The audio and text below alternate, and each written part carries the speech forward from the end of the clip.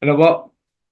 From the darkness to light, His grace changes everything. Mula kadiliman patungo sa kaliwanagan. Lahat po ba tayo nakaranas niya? I believe lahat tayo. At yung iba po sa atin ay ngayon dumadaan sa daan na yan. Nandyan ka ba sa kalungkutan? Nandyan ka ba sa kadiliman? Nandyan ka ba sa kawalan ng kasiguruhan ng kinabukasan? Nandyan ka ba na yung iyong dinidependehang tao ay nadisgrasya, namatay? Na ang tanong mo sa sarili mo at ang tanong mo sa Diyos, Lord, papaano na ang pamilya ko? Wala po akong trabaho. Ang may trabaho lang po yung asawa. Bakit ko po kailangan dumaan sa kadiliman?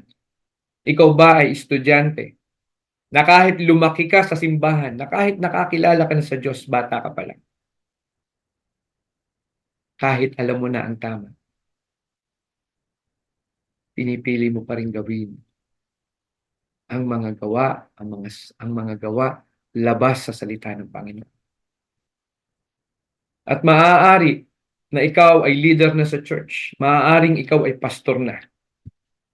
Kapatid, hindi po tayo ligtas sa kahit anong pagsubok o sa kahit anong temptation. Ano po? Pero may sinasabi ang Panginoon. Ano po? May habilin siya sa ating lahat. At bago ko po ipakilala ang ating guest sa hapong ito, nais ko po kayong basahan ng verse na po. Samahan niyo po ako sa Epeso. Babasahin ko po sa Tagalog version na po, sa Mabuting Balita. Ephesians 5 verses 8 to 14. Ano po? Epeso 5, 8 hanggang 14. Dati kayo'y nasa kadiliman, ngunit ngayon nasa kaliwanagan na. Amen. Sa kadiliman, ngunit ngayon nasa kaliwanagan na, sapagkat kayo'y nasa Panginoon. Mamuhay kayo ngayon nang nararapat sa mga taong nasa liwanag.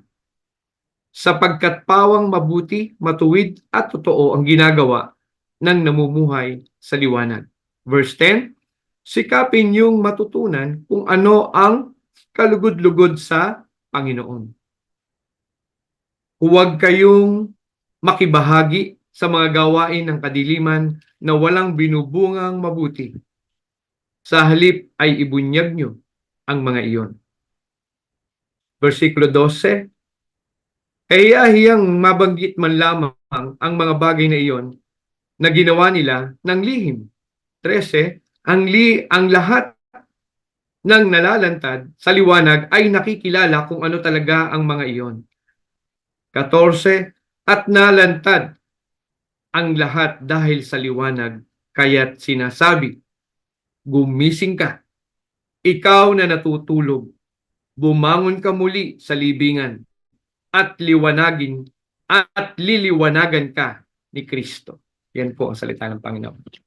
Mga kapatid, nakita niyo po yung huling bahagi. Bumangon ka mula sa libingan at liliwanagan ka ni Kristo. Ang sinasabi po dito ay may pag-asa pala. No? Bumangon, di sinabing ibabangon ka. Sabi, bumangon ka. So may partisipasyon ng tao.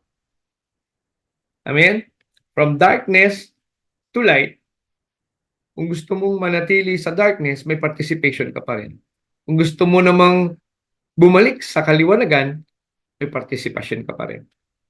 At pag nakita ng Panginoon na ang puso mo'y handa, handang mag-repent, sabi, di ba, sa 1 John 1:9, di ba? Sabi sa 1 John 1:9, if you confess your sin, I am just to forgive all your sins and cleanse you from all your iniquities or your filthiness. Amen? Doon papasok. His grace changes everything.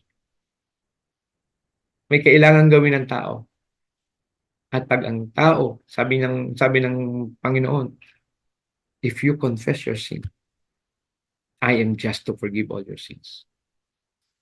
Pero bakit nga ba ang tao nahihirapan bumalik sa liwanag? Amen? No? Tingnan niyo po itong bandang huli, ha. Bumangon ka muli sa libingan. Ibig sabihin, babangon ng patay. Eh, pastor, paano mangyayari yun? Mga kapatid, makinig po tayo. Ang nais pong sabihin dito ay pagbangon natin sa spiritual na buhay. Libingan sa spiritual na buhay. Pagkamatay sa spiritual na buhay. Talaga po, pastor. Opo. Samahan niyo po ako. Kung ito'y Epeso 4, bumalik tayo. Epeso 5, bumalik po tayo sa Epeso 2. No po. At dito nyo rin po malalaman na yung Epeso 2 ay pinapatungkol sa mga taong nagkasala o patay pa sa mga kasalanan. Katulad ng binabanggit sa 5, sa chapter 5, verse 8 to 14. Ano po? Sabi po, babasahin ko po Ephesians 2, verse 1. Malalaman nyo po kung anong ibig sabihin ng pagkamatay dito. Bakit tayo pinababangon mula sa libingan? Anong libingan yun? Ang sabi ko kanina, libingan, no, ng ating spiritual na pagkamatay. So, babangon tayo sa ating spiritual na buhay. At sabi po dito sa Efeso 2:1, ano sabi dito? Noong unay patay kayo dahil sa inyong mga pagsuway at mga kasalanan. Saan daw po tayo, bakit daw po tayo patay? Dahil sa ating mga kasalanan. So, ano ibig sabihin? Balik ulit tayo sa 1 John 1:9. Unang Juan, no? 1, versikulo 9. Kung ating ihahayag ang ating mga kasalanan at tayo hihingi ng tawad sa ating Panginoon, siya'y tapat na tayo patatawarin at lilinisin sa lahat ng ating karumihan. Bakit ba tayo nananatili sa kadiliman? Ito po. Bakit nga ba tayo nananatili sa kadiliman? Tanungin po natin ating mga sarili. Sa mga kaabangers, mga ka-DLS, mga kaibigan, mga minamahal. Bakit nga ba? Alam niyo po kung bakit? Dahil ang tao, kahit alam niya na mayroong Diyos na lumikha sa kanya, pinipilit niyang alisin sa kanyang isip base sa kanyang mga napag-aralan, base sa kanyang narinig na walang Diyos. Kaya nananatili tayo sa kadiliman. Yan ang una. Pangalawa, bakit tayo nananatili sa kadiliman? Dahil kahit alam mo nang may Diyos, may mga tao, may mga tao na ayaw lang maniwala. May mga tao may paniniwala na. May mga tao may paniniwala na, pero pinipilit pa rin nilang magdesisyon, mamuhay, hiwalay doon sa kanilang pinaniniwalaan. Ang tawag nga natin dito, double life. Sabi sa Biblia, a double-minded man is unstable in all his ways. Amen? Apo? At dito po sa istorya na ating matutunghayan, from darkness to light, His grace changes everything. Ito po yung istorya ng isang bata. Bagamat ang kanyang magulang ay lingkod na ng Panginoon. Mga kapatid, makinig po kayo, especially yung mga manggagawa na at yung nangangarap maging pastor, at yung mga pastor na, at yung mga anak ng pastor, at yung mga anak ng mga magiging pastor. Ang batang ito'y lumaki na po sa church. Ang kanyang ama ay pastor. Magulang, pastor. Ang magulang niya ay, ang nanay niya po ay naglilingkod na rin sa Panginoon. Ang tatay niya ay pastor. Mula bata, nasa simbahan na siya. Second year high school, music director na siya. Pero bakit po ganon, mga kapatid? Totoo, no? Going to church don't make you a Christian. Ang ating pagsimba, hindi automatic Kristiyano ka. The same way, no, nabanggit ko na to last time, the same way, na hindi ko mo kumain ka sa isang Korean restaurant, magiging Koreano ka. Ganon din naman na pag kumain ka sa isang Japanese restaurant, magiging Hapon ka. Amen? Pero bakit nga ba? No? Malalaman natin sa ating guest natin sa hapong ito, ano ang dahilan bakit sa kabila ng siya'y nakarinig na ng salita ng Panginoon, sa kabila na siya'y ginagamit na ng Panginoon, sa kabila ng kanyang kinalakhang pamilya, nakita niya kung paano sila magsakripisyo, magpalipat-lipat ng bahay, magtiis, upang makapagtayo ng iglesia ng Panginoon, ng church, ay nagkaroon pa rin siya ng sabihin nating hindi pagsunod. Anong dahilan? Ngayon, sama-sama nating tuklasin bakit nga ba ganito pa rin ang ginawa ng batang ito. Amen? Kaya nga po sa hapong ito, mga kapatid, na po, tayo po'y magsama-sama na makinig sa hapong ito. Hallelujah. Praise God. Amen. Ayan. Acknowledge lang po natin ang ating syempre, mga kaabangers natin, ano? Pastor Mavic, andyan, from Iligan, no? From the Hub of Christ, Iligan. Rosalida Ramiscal Alejandro, praise God. Carolina Isaig, welcome po, mga kapatid. Ate Kasing, Valderrama. Reynaldo Nuevas, uy, brother from Abu Dhabi, UAE. Sila po ang pinuntahan namin sa Middle East last 3 months ago. Amen. Praise God.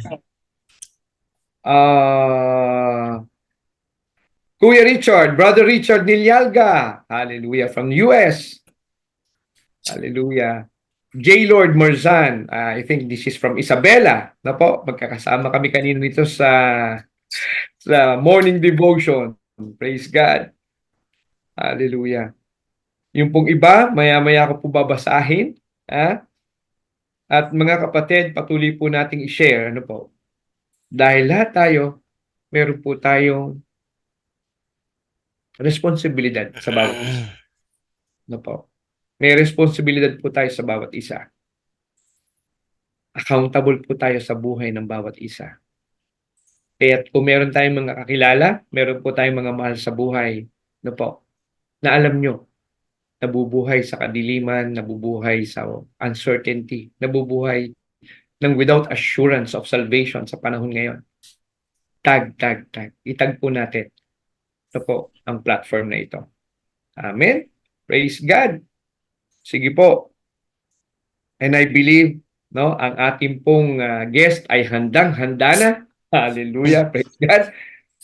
Straight from Leyte, no? Ormoc pala, Ormoc, no po. Straight from Ormoc. Amen. Praise God. No, hindi ko na po papatagalin. From darkness to light, His grace changes everything.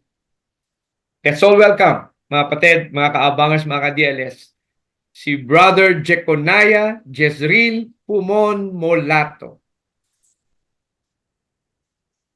Amen. Sige po, Kuya. Kuya Jeco, bumati po kayo sa... Hello po sa lahat ng nanonood. Good afternoon po. Pasensya if hindi masyado marunong mag-Tagalog. Lumaki po sa Visayas po na area. So, pagpasensyahan nyo lang po yung Tagalog ko. Maliit lang yung vocabulary sa Tagalog ko. So, once again, good afternoon and I am very blessed na i-invite ako nito sa platform na ito to share my testimony also how the Lord changed my life. No. Amen. Sabi nga ni Pastor Walter kanina, lumaki ako sa ministry but wala sa buhay yung paglaki ko is wala sa ministry talaga yung buhay ko. So once again, good afternoon and God bless po sa lahat po. Praise God. Amen. So mga kaabangers, no po, ayan, narinig nyo na po si Kuya Jeco. Tawagin po natin siyang Kuya Jeco. Kasi kung babanggitin ko yung buong pangalan niya, parang kinukulang ako ng hininga eh. Jeconiah Jezreel Pumon Molato. Mahaba. So, Kuya Jeco na lang. Amen. So, mga kaabangers, I believe, no? I believe lahat naman tayo ay dumadaan sa mga karanasan. Ano? Walang exempted. Walang exempted. Kahit anak ka ng pastor o naglilingkod na sa Panginoon. Bakit? Yan ang katunayan, mga kapatid, na ang tao binigyan ng will ng Diyos. Ang naging problema po sa tao, ginagamit natin ang will upang hindi kilanlin ang nagbigay ng will sa atin. Siguro nagtatanong kayo, Mhm. Pastor, ano bang dahilan bakit ang tao hindi kinikilala ang Diyos? Bakit ang tao naghahanap palagi ng katanungan at kasagutan? Jesus Christ, who are you? Naalala niyo po si Paul nung papunta siyang Damascus, di ba? Pero tingnan niyo po, ito po, yung pag binasa niyo to, yung psychology nung verse na ito. Bakit kaya ang isang nang-uusig sa mga mananampalataya ng panahon niya, siya ay Saulo na naging Paul, di ba? Bakit kaya hindi naman niya kilala kung sino ang sumilaw sa kanya nung nahulog siya sa kabayo? Pero bakit ang sabi niya kagad, Lord, who are you? Dahil alam niyo po kung bakit. Ang bawat tao, nilalang tayo na in our mind, may creator ka. Built-in yan sa mind ng tao. Kaya alam mo na nagre-rebelde ka eh. Alam mo na may Diyos pero ayaw mong paniwalaang may Diyos. Ito yung tanong ko. Logic, ha? Marami sa ating pilosopo eh. Kung wala talagang Diyos, ikaw mismo, wala kang Diyos. Ba't mo kailangan ikatuwa ang Diyos? Hindi mo dapat ikatuwa ang isang bagay na wala. Hindi mo ba? Tama? Hindi mo dapat itanggi ang isang bagay na wala. Kung talagang wala, hindi mo dapat itanggi yan. Wala naman yan. Amen? Pero because in our psyche, in our mind, alam natin there is Creator. Pero bakit hindi natin matanggap? Dahil sa ating likas. Ang tao, sasabihin sa'yo, basically, ang tao ay mabuti. Pero sa sinasabi ng Diyos, hindi po. Sa sinasabi ng Biblia, hindi. Basically, ang tao ay makasalanan. Kaya mo kailangan ng Diyos. May mga bagay, mga kapatid, na kayang i-discuss ng science. May mga bagay na hindi kayang i-discuss ng science. At tanging ang pananampalataya at salita lang ng Panginoon ang pwedeng magpaliwanag sa iyo. Amen.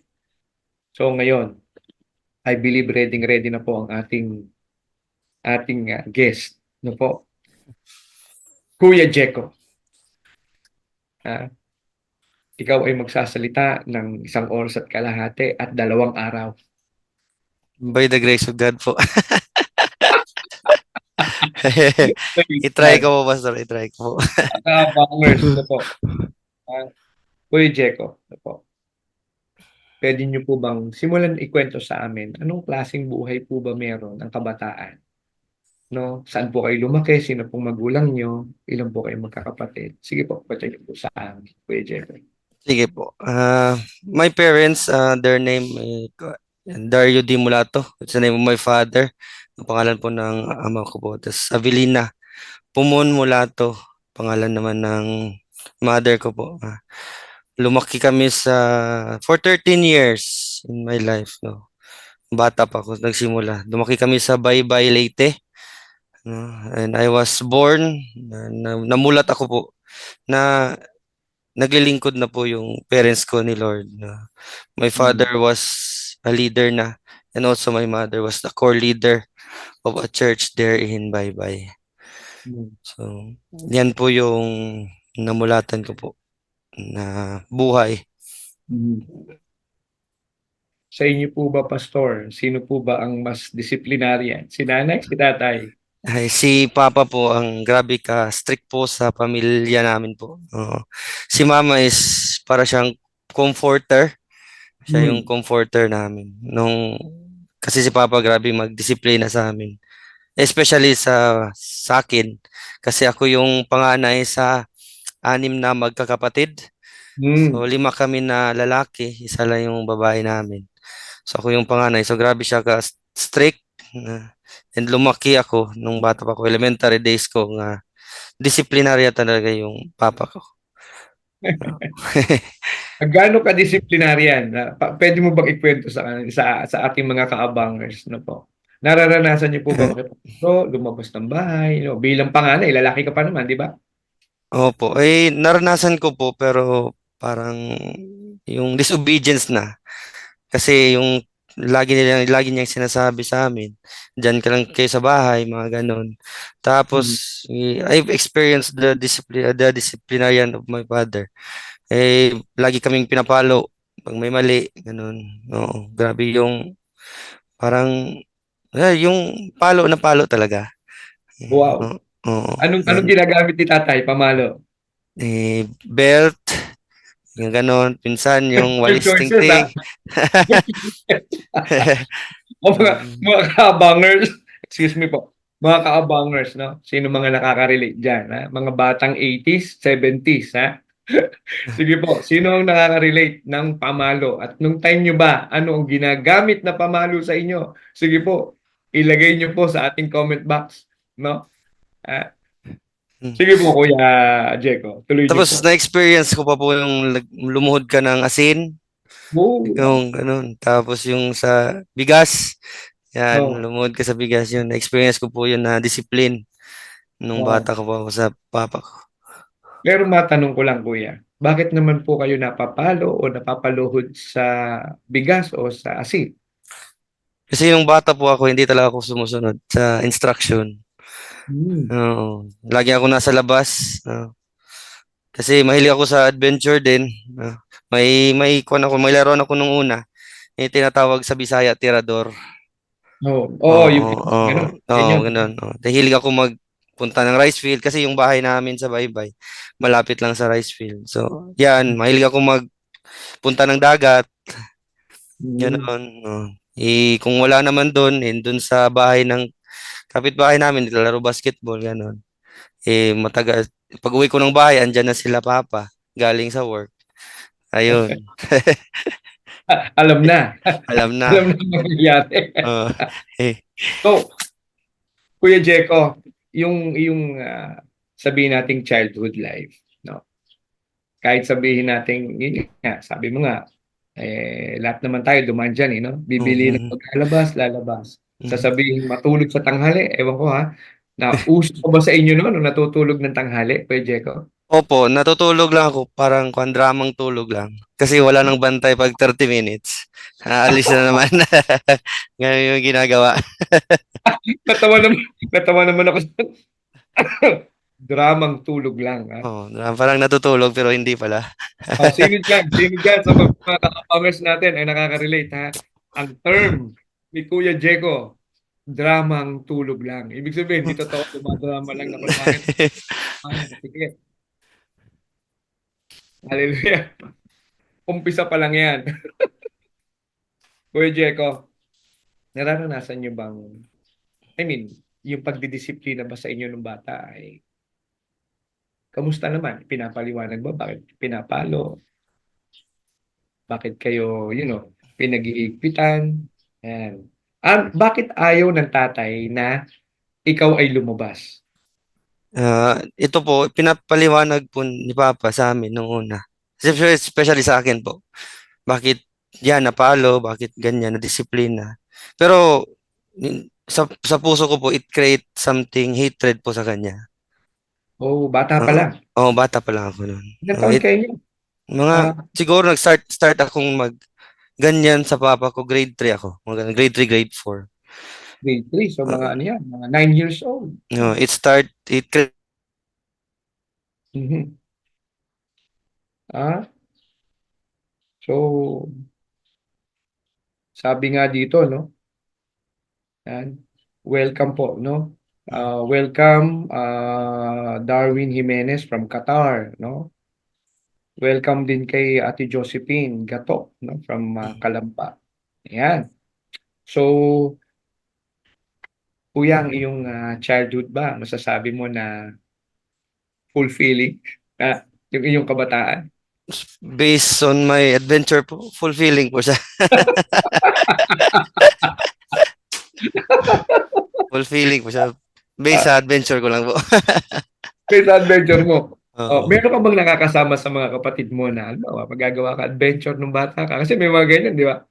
Nagawa ka adventure, kasama mo yung pangalawa, yung pangatlo, ganyan. Ay, wala po kasi nung bata po yung mga kapatid ko, matitino po sila. Kulitin ka. Ibig Oo. sabihin, bata lang. Nung tumanda, Oo. hindi na rin. Hindi. Nag, kuha na din, Nag-alsa balutan na din pag tanda na. Oh, okay, okay, okay. So, dapat pala ma-interview din ng mga kapatid mo, ha? Ah, Okay. So, itong elementary days mo, kapatid, Kuya Jeko, ah, how's your elementary days? I mean, nabanggit mo kasi na bata pa lang kayo, tama ba? Opo, Bata pa lang kayo, ang inyong magulang ay naglilingkod na. opo. Men, Mm. so, kamusta po yung buhay nyo bilang elementarya o nag-aaral na po? As a background po sa elementary ko po, na-enroll po ako sa isang Christian school. Lahat po kami magkapatid na-enroll sa isang Christian school. Opo. So, yun, no, from kinder to grade 4, maganda yung pag-school ko po. Ayun, sweet tao ka ng smooth naman siya. Okay Pag po. abot ko ng grade 5 po, yun, nagsimulang parang waves ng life. Mhm. No. Kasi madami na din akong natutunan, nakikita sa labas. And doon ako nagsimula maglaro ng computer games, PlayStation 1 pa nung una. Anong grade yun yan?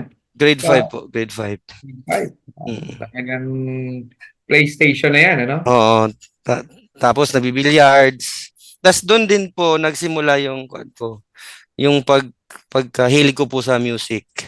Grade 5 Hmm, po ako. Oo. grade 5. So, Mm. okay. Anuhin natin. Una, sa paglalaro, paano mo na-discover yung PlayStation na yan? Influence po yung may barkada ko kasi noon grade 5 na mahilig din. Hmm. Oo. Na-influence lang po. Pinakita niya ako paano. Tapos parang maganda kasi nag-iisip ka din, no? Mental games din. Hmm. So May preparation. it sparked my curiousness Hmm. sa bagay na 'yon. Kaya nahook ako sa mga ganun na. Yan.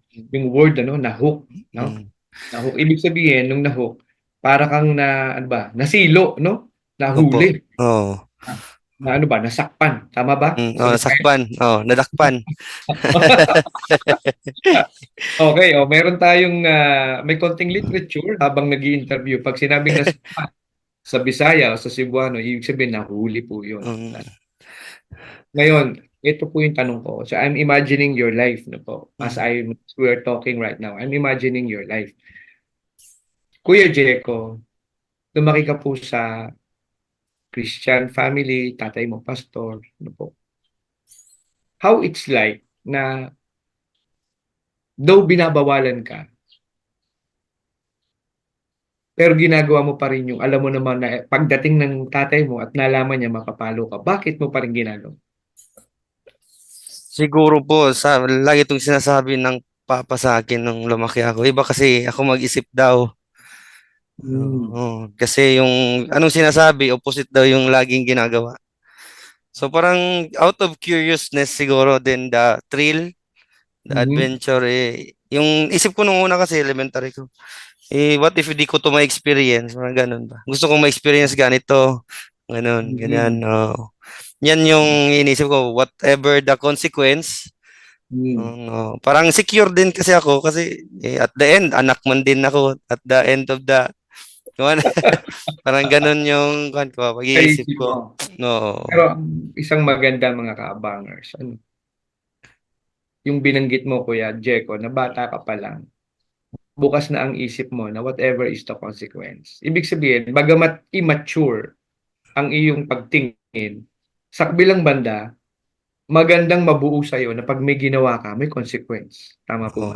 Opo, opo. Mga kaabangers, sana po nakikita niyo po yung ano, no? Na may kahibangan o may sabihin natin kumbaga ay may pagka-reckless ang desisyon ng bata. Pero maririnig niyo po, ready ako sa consequences. At alam naman sa kabataan, alam naman natin ang consequence. Palo, tipa, luhog, Mm, di ba? Yan ang mga consequence, di ba? opo. Okay. So, ano ano po ano po yung malaking bahagi na alam niyo naman na papaluin nga kayo, sabi ng tatay mo, kakaiba ka. What do you mean by kakaiba?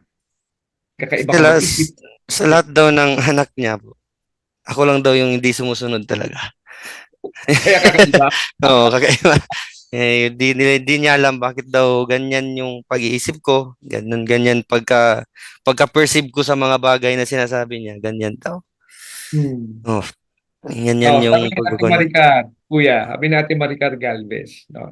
Ito po, taga the Hub of Christ na po dito sa Mm, Parañaque. Naranasan ko pong mapalo ng sinturon ng lolo ko noong bata pa ako. Ayan. mm. Ah, hello po, mga kaabangers. Hello po, Ninang Angie Campoy. Hello po, from US. Ah, welcome po, Brother Leo Hamid. No po. And uy, Bishop Ernesto Cartas, welcome po. Welcome po. We're honored to be here watching the platform DLS. Magandang hapon na po diyan. Paggabi na po, no po. Sila po ay from Australia, kapatid, no po. Ito pong mga ating pong mga nabuong connected churches, no po, ay talaga pong napakasigla, no po, sa ating pong mga, ayan, Pastor Insan Darwin Jimenez. Dali lang ha, dahan-dahan po, ang bilis nyo. Sandali po. Saglit lang po. Oh, Insan Pastor, relate. Ayan. Ibinulgal pa ako ng aking pinsan. Sabi ng pinsan ko po, ito'y taga Qatar, Christian na din po siya. Church po nila yung pinuntahan natin, nila Pastor Dong. No? Welcome, binabati po natin ang lahat ng taga TGCGM, no po? The Great Commission Global Ministry sa Doha, Qatar, no po? Kaila Pastor Celso Kamat, no? Magandang hapon po sa inyong lahat dyan. Sabi ng pinsan ko, Insan Pastor, relate tayong dalawa dyan. Kung gaano kahigpit sa ating bahay pag di sumusunod, alam mo na. Oo, alaga pong kami, no? Ang lolo namin ay US veteran. Kaya alam nyo na ang mangyayari sa inyo pag hindi talaga kayo sumunod. No po. Sabi po ni Digna Pinili, no? From London. Ano po? Hello, hello po sa inyong lahat. Have a blessed afternoon po. Joey Ramos, good afternoon po sa lahat. Magandang tanghali po sa ating lahat. Kapatid, no, mag-iwan lang po kayo ng comment, no po. Kung kayo nakaka-relate sa ating pinag-uusapan, kung kayo po'y mayroong nais i-share, meron pong nabuksan sa inyong puso habang ating pinag-uusapan ng buhay ng ating kapatid na ito, no po, ilagay nyo lang po sa ating pong comment box. Amen. So, Kuya Jeko, po, ah, sabi nyo nga po kanina, sabi ng tatay nyo, kayo kakaiba. No po. Ngayon, ah, sa murang edad, sa pagiging kaiba nyo po, ano po yung nabubuong damdamin nyo sa inyong magulang o sa inyong kapaligiran na ganun yung nararanasan nyo? Actually, yun, bata pa ako, pressured kasi alam mo naman pag sinasabi nilang pastor's kid or leader ng church kid, oh, grabe PK. yung pressure, big deal masyado, daming expectation. Dapat Mm. ganito ka, ganyan yung ginagawa mo, ganito yung personality mo. Yan yung mga naririnig ko sa environment, no? Especially when I entered the music team, grade 5 ako. I remember, sinabihan ako nung isang member nung una na I have no place right there Mm. because I still have no talent daw. Wala akong talent sa parang it struck my heart. No? Yung bata pa is intention ko is mag-serve, no? Mm.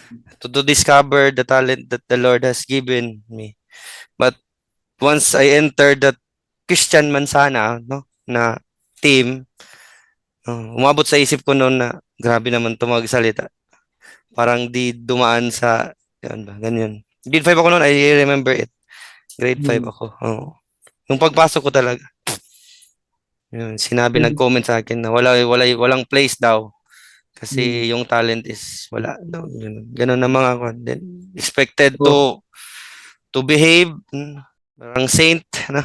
Ganyan yung pagkakita. Tapos yan, pressure to perform in school, no? Tas parang nakikita nila ganyan talaga yung buhay na ganyan ka dapat. Oh. Yan yung mga nararamdaman ko nung elementary pa ako. Grade 5, grade 6, ganun na age. Mhm. Kung Kuya Jeko, no, since na napagdaanan mo yan at diyan ka na sa kalagayan mo ngayon, ano, Mhm.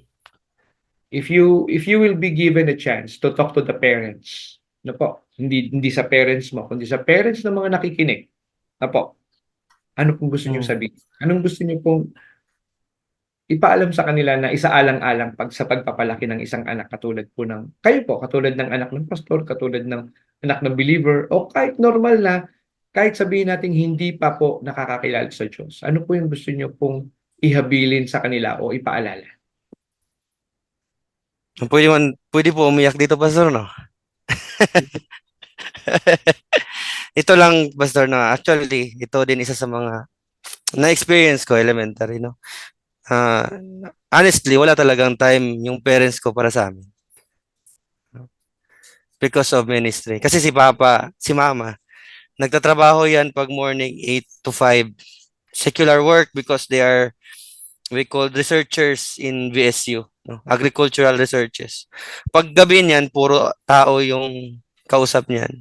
Puro ministry work. Si Papa uwi yan 3 a.m., 2 a.m. tulog na kami. So wala talagang, kung isang in summary ba, summary.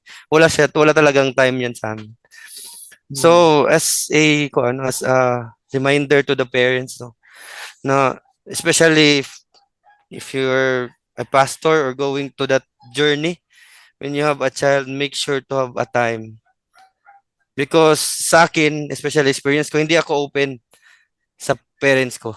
Whatever I feel, no, Hmm. I don't communicate it to them. Mm. Hmm. Oh, hindi ako, walang na-build na relationship na ganun. Oh. So yan yung pinakakuan ko. Make sure you have time for your child. It's not about the kuan the often lagi ba lagi, but make sure to spend to talk to them, intimate talks, yung alam mo kung ano ang puso nila, anong Hmm. gusto nila, ano ang pagkakita nila sa mga bagay, and para ma-cater din sila, no? Ma-cater din yung mga nagustuhan nila in order for it to become positive in their lives. Amen. Amen. Amen. So, yan po yung ano, no? Yan po yung mahalaga, mga ka-abangers, fellow parents, no po, and fellow believers. Alam natin, no? Alam natin na may pagkakataon talaga na there will be there will be time na may mga sacrifices tayong gagawin. Pero palagi din nating isipin na hindi palaging sacrifices. Ah, I believe marami pong parents sa ngayon, no po, whether believer or non-believer, kung hindi ka man busy sa gawain sa sekular, kahit sabihin natin busy ka po sa ministry, pwede nating sabihin, yes, it's our conviction. Pero tandaan natin, ang pinakang legacy at testimonya ng ating buhay ay unang-una ang ating mga anak. Amen po. Po ba? Yan po, totoo yan eh.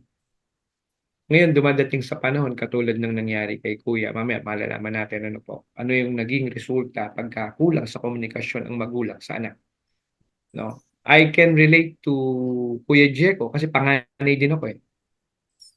Oh, at the early age, nag-aalaga na rin po ako ng kapatid ko. So may mga bagay na, 'di ba Kuya Jeko, tatanungin kita, bakit pinili mo na wag na lang makipag-communicate? Kasi siguro din sa epekto din sa pagka-disciplinaryan po siguro ng papa ko sa Hmm. sobrang strict niya po. Tapos I have this in my mind na hindi niyo ako maintindihan. Kasi lagi kayong the environment is, ang yung environment ko laging nagpupush na ganitong gawin mo. Hmm. Hindi man ako ganyan. Hmm. Oo, ganito ka dapat. Ganito ka dapat, ganito. Di nila maintindihan. I have the conclusion in my mind. Bata pa ako. Grade 6, mga grade 9, na di niyo ako maintindihan kung i-share ko to sa inyo. Wow. Umabot ka na sa gano'n, Oo. That early age, grade 6. So, mga 12 years old ka pa lang yan. Opo, Pastor. Okay. Kuya Jeko, saglit lang, I want, gusto kong i-straighten up 'to, Gusto ko pong i-upfront 'to. Ika nga, i-head on ko 'tong issue na 'to, na with our kaabangers and ka-DLS. Alam niyo po mga kapatid, ang isang bata na umabot sa ganyang pagdedesisyon sa edad na 12, it's not a joke. Hindi po yan biro-biro. Kasi sa ganyang edad po, pagka umabot ang isang bata na magdesisyon sa sarili niya, malaki talaga yung tsansa pagdating niya ng teen, sabihin natin yung pagpasok niya ng teen, no? At mamaya makikita niyo po yung sinasabi ko. Mas tataas po yung kanyang will magdesisyon ng secret, hindi alam ng magulang niya na may nangyayari na pong iba. Why? Kaya nga, di ba, sabi sa Proverbs 22:6, hindi sinabing train up an adult. Ang sabi, train up a child. No po? Kasi pag naging teen na yan o young adult na yan, ang nangyayari po talaga mga kapatid, hindi mo kaya. Hindi mo na po kayang baliin kasi may sariling desisyon. Kaya hangga't bata na pwede nating nga ay mas madaling maturuan dahil hindi pa nalalamnan ng sekular na mga feeding ang kanyang mind. Tayo ang mag-feed. Ano po? Mahalaga yun Proverbs 22:6. Train up a child where he should go, so that when he grows old, he shall not depart from it. Kuya Jeko, bakit kaya nag-depart? No? Para marinig ng iba nating mga kasama. Sa actual, no? Walang reasoning na sa actual na experience mo.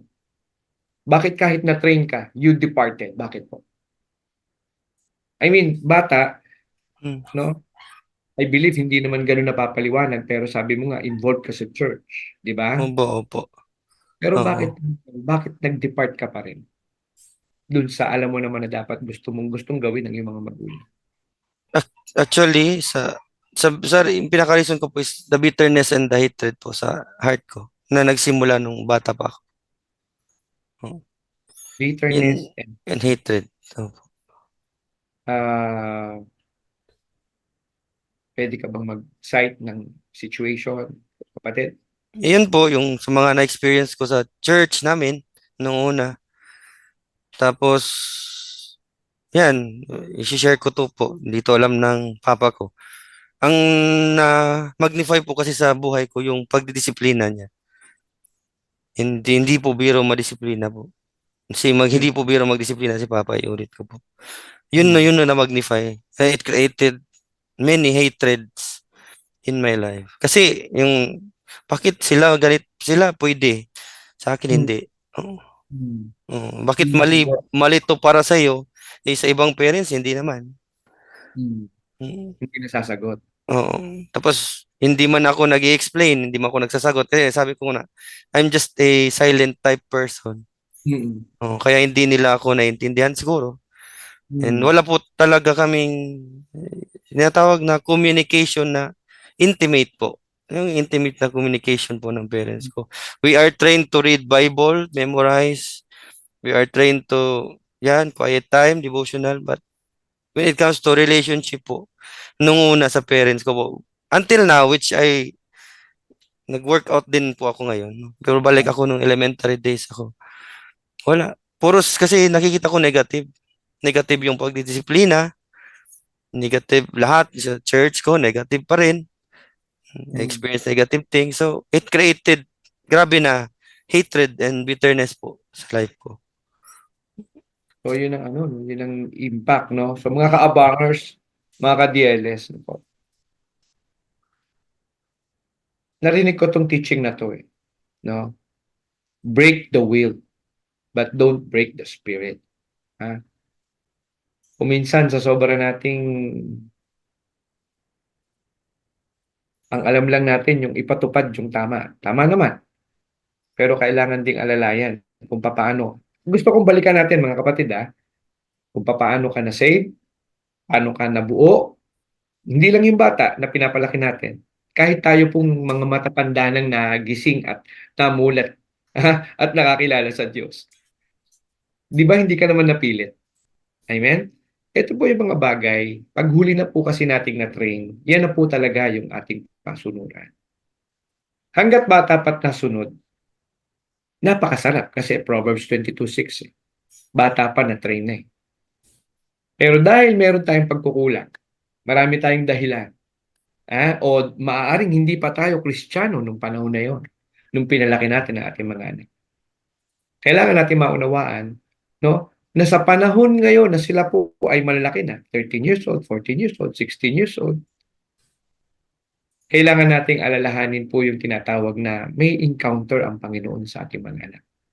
Ang kailangan na lang pong gawin ng mga magulang is really, sabi nga ni Kuya Jepo kanina, magkaroon tayo ng intimate relationship, intimate communication. Huwag mawala. No? Huwag mawala. Kasi pag po ang ating pong relationship sa mga bata ay palaging pagalit, palaging ganito, palagi na lang didisiplinahin, dadating ang time talaga magsha-shut off sila. Ayaw na nila makipag-communicate. Tama po ba yun, Kuya Jepo? Opo, opo. Tama po. Amen. Mm. So, wow, no? This session is an opening, no? Eye-opening sa ating lahat. No po, mga kapatid. No po. Na kung meron palang dapat tayong bantayan, unang-una ay ating mga sarili. No po. Ang pagkamagulang ay hindi lamang pagdidisiplina. Hindi lang din naman pagmamahal. No po. Kasi sabi nga po natin, ang pagmamahal na walang pagdidisiplina, kapahamakan sa ating mga anak. Ganon din naman, ang pagdidisiplina, wala din namang pagmamahal, kapahamakan pa rin. No? Kaya ang pagiging magulang, wisdom eh. Kaya kung meron tayong gustong mabago, mga magulang, nakikinig po kayo. Mga magulang, mga malapit na maging magulang, kung meron ang kung gusto man nating mabago ang ating susunod na henerasyon, ang unang kailangan magpabago ay tayo. Ikaw muna ang magpabago talaga. Ano po? Ngayong nakakilala ka na, meron ka na ngayong choice. Di ba? Dati kasi hindi ko pa nakakakilala. Pwede mo nilang sabihin, manisi ka ng manisi. Dati okay lang kasi hindi ko pa nakakakilala. Pero nung nakakilala ka na sa Panginoon, hindi na applicable sa atin ang manisi. Ang kailangan na sa atin ay matutong makinig na sa Panginoon, sumunod, magpakumbaba. I-build yung relationship. No? I-build yung nasira. Ngayon pa naman, ngayong taon na to, alam niyo po, Kuya Jeco, no? Ang ating pong mga series of teaching, no, nila Pastor Dong is restoration. Opo. Mm. Restoration. No po. Yan po ang ibinibigay sa atin. No po. Hallelujah. Amen. Welcome lang natin yung iba nating mga bagong pasok. Ano? Welcome po, Razel Chua, Enil Levoj H. Jan. Talaga namang nagtatang twister pa ako dito. Mga pangalan niyo. Amen. Kay Maria Priscilla Eugenio, magandang hapon din po. Flor de Lisa Raquel. Erickson, Pastor Erickson Tech, magandang hapon po. Galatians 6:9. God bless po. Hallelujah. Amen. No? So, kuya, isarado natin yung iyong elementary days. No? Okay Sabi po, niyo, Pastor. naging maayos po yung inyong, sabi niyo po, grade 1 to 4. Opo. Sige, bigyan niyo kami ng summary. Anong nangyari dun sa grade 5 and 6? Yan po, napunta po ka sa maling influence. Na barkada po. Yan, Hmm. natutong mag-computer. Yan. Natutong mag-billiards. Ganun. Oo. So, wala na talaga sa yung pag-aaral ko. Puros na lang laro. Laging laro. Tapos, yan. Although, andyan pa din sa music kasi passion ko din yun. Nagsimulang passion ko sa music nung panahon na yun. Natuto din ako dun. Pero when it comes to school, yan. Laging ang kuan sila mama, bakit daw babang grades? Hmm. Kayang-kaya mo naman, yung ganun ba? Hmm. Tas yung expectation pa ng ibang tao. Kasi madami kami, yung halos mga classmate ko, puros din mga anak ng church leaders. Hmm. No, so there mga salitang kuan, mga negative So, na may na comparison. oo, mga negatives na salita. Okay. Naririnig mo, mga ganyan. Kaya ayun, naging nagsimula ng wala na sa tono yung buhay. Wala. Bakit kaya nawawala sa tono ang buhay, Kuya Jeko? Ha? Bakit po kaya? Decision ko din po. I will Eh, not say na it's because of them. hmm. Pero Sabi po sa ano Kuya Jeko sa First Corinthians. Sabi po sa First Corinthians. Ano po? Sabi po sa First Corinthians sa 15:33, tama po ba? Yan, do not be misled. Diyan magiging applicable yung sinasabi ng tatay mo kanina. Bad company corrupts. Kasi alam niyo po, kapatid, mga kaabangers, no po, ang mga magulang, pupuntahan pa lang natin dahil pinagdaanan na nila yan. Na-estimate na nila ang mangyayari sa atin eh.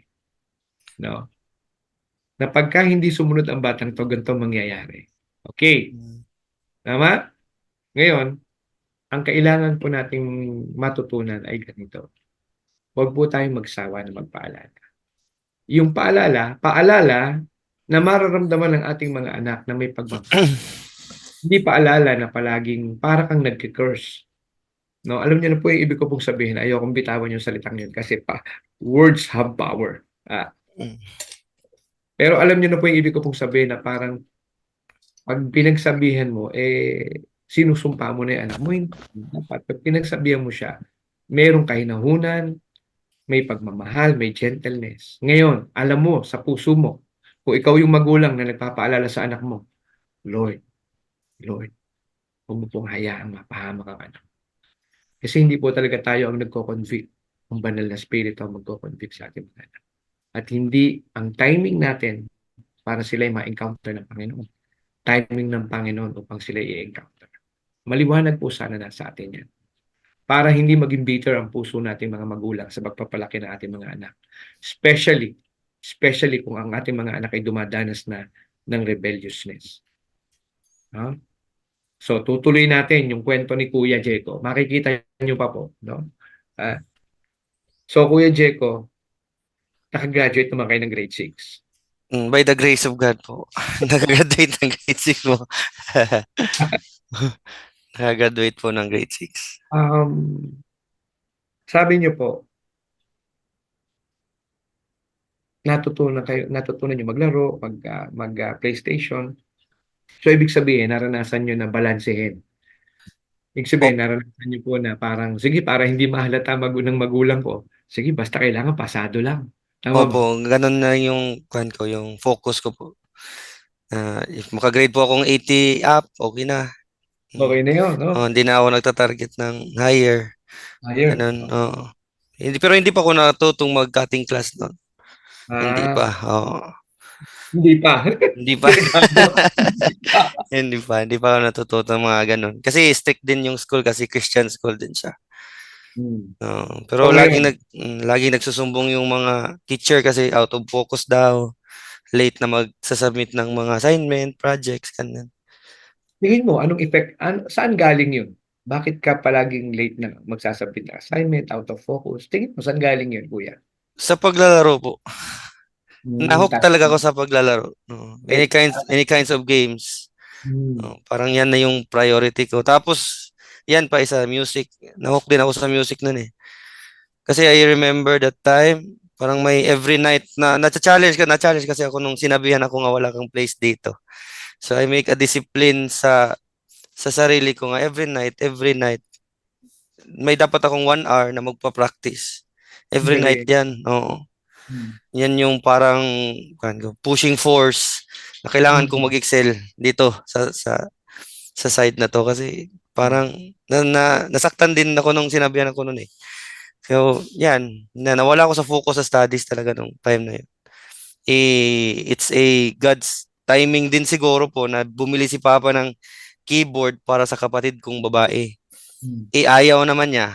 So kinuha ko, ako yung nag-study po. Doon nag Ikaw yun. Ikaw Oo, yun. ako And yung ilang taon po kayo nito? grade 6 po ako noon. Grade 6 ako, I Wow, still remember. Oh. bata pa. Mm. May nagturo ba sa'yo o ano to, self-study? Self-study po. By the grace of God, self-study po siya. Hindi ko po ipinag-boast, hindi ko po siya, but self-study ko po siya kinapa, paano. Mm. Galing naman. Yung nagigitara din ba kayo, bro? Yes po. Gitara, drums, bass. Oo. Pero nung time na yon, ano lang po ang kaya nyo palang tugtugan ng elementary kayo? Gitara Dra- and drums po, tsaka yung keyboard. wow. Maliit-liit po. Oo. Itong mga to, natutunan mo ba siya sa labas ng church o sa loob ng church? Sa drums sa loob ng church, yung sa keyboard po sa bahay. Mm. Kasi pag practice po, ako, yung nung bata pa ako, hindi ako pinasali kasi sa music team. Doon ako sa operator po ng projector. Yung Mm. projector po nung una, yung para sa lyrics ng kanta. Oo. Kasama man ako sa practice every Saturday. Oo. So, Oo. tatabi ako sa keyboardista. Hindi na ako magtatanong kasi baka makarinig pa ako ng mga negative.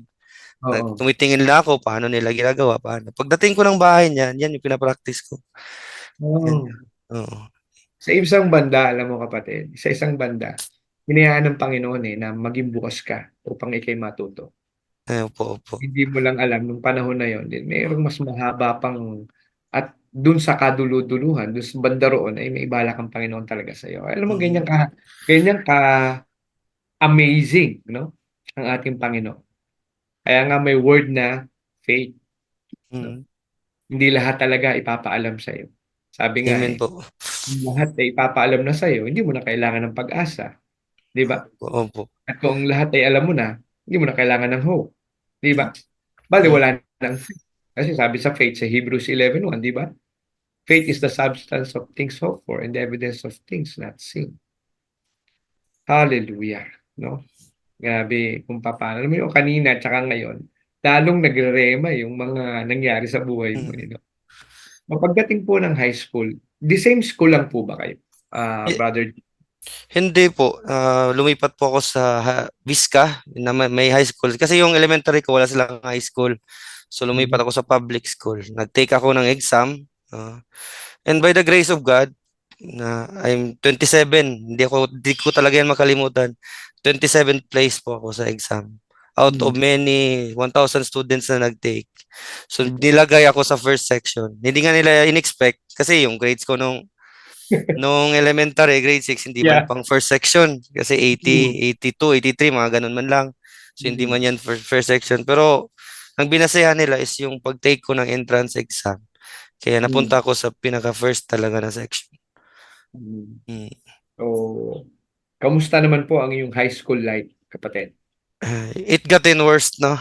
From naging wala na sa to, mali ako nang naging wala sa tono, naging wala talaga sa tono na sa high school life na ko. No? Pwede, First, Kuya Jeko, hindi ka naman sinasabihan ng tarunga, tarunga, tarunga. lagi ko yung naririnig po. Lagi ko yung naririnig sa papa ko, mama ko. Taro nga na imo kinabuhi nak. Kay Pag imo sinabi man na. Oo. nating tarunga, Ayusin. tama ayusin. Oo. Hallelujah. Hmm. So sige po, kwento niyo po sa amin yung buhay niyo. Ano pong ibig niyo sabihin na lalong nag-worse yung inyong buhay pagdating ng high school? Nung sa public school ako, sa Vizca po, first year, second year ako. No. Mas grabe talaga yung mga ginagawa ko na. Nagka-cutting class na ako first year high school pa lang. Nagka, Kasi, kasi andun ako sa computer shop. Parang naging comfort place ko talaga yung computer shop. Kasi doon kasi sa computer shop, di ako makakarinig ng negative. Pag mm, marunong ka maglaro, magaling ka maglaro, parang ikaw yung pinakasikat doon. Laging may positive yung nagpapaturo maririnig sa'yo. mo. Oo, Mm, laging nagpapaturo sa'yo. Paano bang mm, gawin dito para ma-pass mo to na stage? Ganun ba? Tas feeling ko lang nung sa high school ako, family ko na yung mga tao doon. nagkaroon ng belongingness. Nagkaroon ako ng belongingness na hindi Mm, ko na naramdaman nung mm, sa church ko na sinalihan ko. wow. Sa ministry na ni Papa at ni Mama nung una na sinalihan. Hindi ko yan Kaya, siya na mm. Kuya Jeco, saglit lang. Meron lang akong gustong sabihin sa ating mga kaabangers. No, saglit lang po mga kaabangers, mga ka-DLS, ano po. Naririnig niyo po, ano po, ang testimony ng isang tao, no? Bagamat siya'y nandun na po sa Panginoon ngayon ulit, nakabalik na po siya. Nais lamang po itong ipaalala sa atin, mga kapatid, na ang ating salita ay pwedeng makabuo o makabasag ng buhay. Ano po? Ang ating salita, lalo kung ikaw ay leader na ng church, ay po pwedeng makabasag o makabuo ng buhay. Ano po? Nakita niyo po yung effect sa batang murang isip ng batang ito sa edad na 12 anyos. Sinabihan siya, wala kang pag-asa rito, walang lugar yan, wala kang talent. Oh. Ngayon, nung napatunayan niya meron, yung ngayong confidence niya, pumaling sa pagiging rebelde. Hindi ngayon sa Diyos nakapaling. Kasi may mga taong matabil ang bibig sa loob ng church. I'm sorry to tell you, pero totoo yan. Nangyayari yan sa mga churches ngayon. Mga kapatid, ingatan po natin. Ang ating mga salita, pag binitawan mo na yan, kahit anong gawin mo, hindi mo na yan kayang hulihin pa ulit. Pwede kang mag-sorry, pwede kang patawarin, pero hindi mo na yan pwede ulit bawiin. Hindi mo na kayang bawiin yan. Sa memorya ng taong nasaktan, sa mga nakasaksi, hindi mo kayang bawiin. Pero kaya kang patawarin ng Panginoon at ng taong nagawan ng masama. Kaya nga po ang mga salita, mga kapatid, mahalaga. Kasi makikita niyo po sa buhay ng ating guest eh. Di po ba? Bakit po ang isang anak ng pastor ay nakakaranas ng ganito? Imbis na ma-secure siya sa loob ng church, bakit hindi siya na-secure sa loob ng church? Amen po.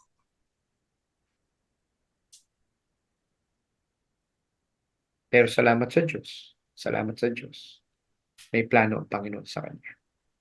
Pinag-ingatan siya ng Panginoon. Bagamat siya may mga nagawang maling desisyon, hindi hinayaan ng Panginoon. Totoo yan. Alam mo, Kuya Diego, totoo yan. Kahit anong gawin mo, pag ang bata may tanim, kahit anong gawin mo, hindi ka talaga makakalayo sa Panginoon. Amen po. Totoo yan. Amen? Ha? Oh, sabi dito, no? Yung sinabi ni Pastor Eric kanina, yung ah, Galatians 6, no? Galatians 6 verse 9. And let us not grow weary while doing good, for in due season we shall reap if we do not lose heart. Amen. Amen. So ngayon, mga kapatid, sa sitwasyon ni Kuya Jeco ngayon. Kuya Jeco, nung nag-high school ka, sabi mo tumindi pa, no? Pwede mo bang kaming kwentuhan ng mga ginagawa mo nung high school ka? First year, second year po ko yun. Ibalik ko po. Yung naging place ko talaga is the computer shop. Doon talaga ako cutting class, hindi na pumapasok ng klase. Pumapasok na lang ako nung long test, quarter test, tapos exams. Yan na talaga yung pinapasukan ko po na para lang may grades. Hmm. Tapos yung mga instructor ko noon, instructor pa nung papa ko nung una, yung mga teacher Oh. ko noon. So laging nagsusumbong kay papa. Pero sabi nila, mahirap din daw ibagsak kasi pumapasa naman sa exam. So parang Hmm. hinahayaan nila yung ganung buhay ko nung first year. Hmm. Until nag-second year ako, na promote ako as MD sa Hmm. music team doon sa church doon. Ano po yung MD? Music Music director. director ako. Parang naging ganun din yung ano ko sa mga instrumentalist din. By the Hmm. grace of God. Kasi natuto na din ako nun. Parang natuto na. Yung mas grabe yung nangyari ko sa schooling ko. Double, yung sabi ni Pastor kanina, double life talaga ako noon. Hmm. Sa Saturday ng hapon, andun sa church kasi nagpo-practice. Sunday, nagsisimba, nagtutugtog. Pagka Monday hanggang Friday or Saturday ng umaga, andyan ako sa computer shop niyan. Hmm. Walang pasok-pasok. Kaya, ng grade ko noon, puro 60 plus. Second quarter noon, na-remember ko. Galit na galit si Papa sa akin noon. Hmm. Binigay, kasi yung instructor ko sa English, instructor pa din niya eh. Hindi ko na, if I remember the name correctly, si Sir Catre. Hmm. Siya yung last na grade ko na ang 65. kasi walang pasok-pasok daw. Grabe. Pinakita kay Papa, ay kay Mama yung cards ko binigay kay Papa. Galit na galit. Yun yung nangyari ng buhay ko. Wala talaga, walang puro na computer, puro computer. So, eto na. Bro, alas 3 na kasi. Opo. Tatanungin, Oo. ah, kamusta naman po ang iyong love life nung high school? May MU ka ba noon? Yung nag-start ako mag-enter ng relationship. Third year high school ako, pero lumipat na kami sa Hilongos Leyte kasi si Papa na-assign na doon. Oh, Mm. Papa was tasked to rescue a church there.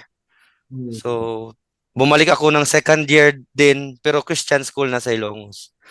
So, Okay. yun, parang naging smooth na din kasi Christian school, parang secure, parang strict masyado nila. So, Mm. pero yung nagawa ko noon is gala. Tapos yun, I entered a wrong relationship. Nag-start ako sa wrong relationship. Third year ako. Third year Mm. ako noon. Oo. Tapos nung fourth year, pinalipat na naman si Papa sa Hinunangan, Southern Leyte to rescue another church because by the grace of God, the church in Ilongos was established na. Mm. No need for support. So, pinalipat na naman sila ng Hinunangan. So, doon ako nag fourth year high school sa Hinunangan, Southern Leyte. So, doon, iniwan ko yung girlfriend ko sa Ilongos kasi malayo na LDR. Hindi nag-work. Yun. Mm. Sa fourth year ko po, yun. May girlfriend na naman. Mm. Oo. LDR means long distance Sa relationship. relationship. Mahirap ako magsa-cellphone nung una kasi pag may cellphone, nakita ni Papa may cellphone, laging tinatanong, sino bang ka-text mo? Sino bang, ganyan yung, bawal pa cellphone. So, yun. Mm. Mm. So, alam mo, I just can't imagine ang mga kaabangas, mga DLS. Yung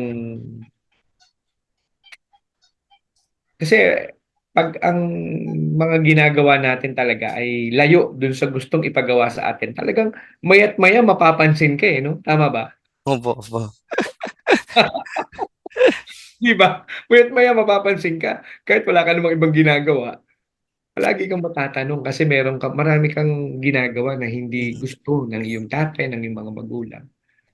Anong realization mo, Kuya Jeko, nung ganyan na yung iyong nararanasan sa iyong magulang? Anong Wala, nagre wala po akong realization, Pastor. Actually, hindi positive yung realization ko nung time na yun. mm, Puros negative. Kasi hindi pa man na-deal yung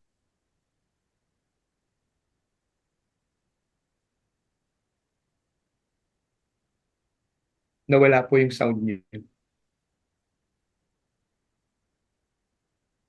na baka nabunot daw po. yan. Hello? Yeah, ayan, Ah, okey. okay. Actually, Pastor, yung realization ko noon is negative. Negative realizations. Nung time Hmm. na yun. Kasi as I picture out my life, no, nung 27 years old ako, I picture out it. Ito pala yung cause, yung hatred at bitterness ko nung bata pa ako. Ito yung Wow. mas lumaki at lumaki hanggang nag-high school ako at Hmm. nag-college. Yan Nung high yung, school, opo. Brother Jeko, 'no, maputol kita saglit. Nung high school, anong nag-empower dito sa hatred na sinasabi mo and bitterness? The way they treat my parents. Oh, What do you mean the way they treat my parents? Sa church? kasi sa church po, Mhm. the way they Bitterness treat, ano po? bitterness kanino? Ano po, Pastor? Ay, sorry po, sorry. O bitterness kanino? Sa mga tao, sa papa ko din po. Kasi iniisip ko kay papa nung una, high school ako, fourth year, di ko talaga bakit hindi ka pa mag-stop? Hmm. Oo. Eh, may pamilya ka naman, nandito kami, ganun. Ganun yun Mm. ang iniisip ko. Oo. Yan doon, lahat ng oras mo, andun na sa mga tao. Kasi tas ganyan pa ginagawa sa'yo, gano'n? Oo, tapos ganyan, ganyan pang ginagawa. Ganyan, ganyan yung mga in-entertain ko nga thoughts. Mm. Mm, Panahon na oo, yun. oo. Woo! And it's not an easy thing, ano, na ang isang batang ganyan, ano, nasa teens, tas ganyan yung nararanasan and walang nakakaalam na ganyan ang nangyayari sa iyo. Opo, wala. Kasi hindi ako open person po. Hindi talaga. Kahit, kahit pa kausapin, parang okay tingnan sa labas, pero deep inside, no. I'm not okay. My heart is not okay. Hmm. Yun. What keeps you going on, Kuya Music Jeko? po, music. Nagkaroon ng diversion. Oo, kasi kailangan ni Papa ng music eh. Support. Hmm. Oh, kasi may Mm. church, oh. So Hmm. andyan ako. I'm willing to help. So parang naging diversion ko ang music, naging comfort place ko din po. Kasi Hmm. nawala yung computer sa akin eh. Nawala yung mga paglalaro ng computer. Hmm. Oo. Naging comfort place ko siya. Mhm. Pero one way or the other, siya tinutugtog naman nyo nun, mga Christian song. Opo, kasi sa church eh. Oo. Oo. So, how does it affects you, 'di ba? Pagka usually kasi pagka ikaw ay kinakanta mo yung isang bagay, usually naapektuhan ka nun eh, 'di ba? Opo, opo. Sa'yo, how does it play on you on your life on that time? I keep asking God po, bakit ganito ang nangyari? Hmm. When it comes to that.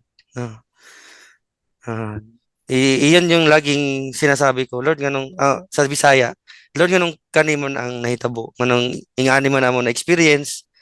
Hmm. ah, and it's that question that always Hmm. on in my thoughts and in my heart. Ah, In so hindi Tagalog, talaga, bakit ganito nangyari? oo, bakit ganito ang nangyayari sa amin? May tabo, Oo, no? oo. Nangyari. W- After that, bro, does God answers you? Silent po. Amen. So meron. Or siguro in my side, I refuse to listen to him. Hmm. May gustong ipaano, no? May gustong ipaliwanag sa atin. At I believe ngayon naunawaan mo na. Opo, opo. Praise God. So, you have several relationship, you have this confusion in your life, you have this diversion. Pag sinabi kasi nating diversion, mga kaabangers, mga ka-DLS, ano po? Kumbaga, meron kang dinadamdam. No? In psychology, we call that sublimation. You convert these hurtings, this pain, into a more productive thing. Ulitin ko Opo. ha, Mm. when we say sublimation sa psychology, you convert painful experience, painful or hurtings into a more productive thing. Ano yung productive thing? Tumutugtog siya sa isang uh, itong music ministry. Pero deep inside, hindi pa rin pala nase-settle. Di ba? Hindi pa rin pala nase-settle yung bitterness, yung hatred sa kanyang puso. At yan po ay, tandaan nyo mga kapatid, kapag may ganyan, may hold palagi ang kalaban sa'yo. May legal hold siya sa'yo kasi nagkikip-kip ka eh. You're keeping hatred and bitterness. So may hold siya sa'yo. May party mo na pwede niyang panghawakan. No? So, dito sa buhay na to, Kuya Jeko, nag-high school ka, naranasan mo nang hindi pumasok, nakagraduate ka naman. No, 5 years po ako nag-high school, Pastor. 5 years, so Opo. mayroon kang delayed na 1 year. Oh, may delay na 1 year po. Oh. Hallelujah. Alam mo, hindi ko ma-imagine kung paano ka pinapagalitan eh.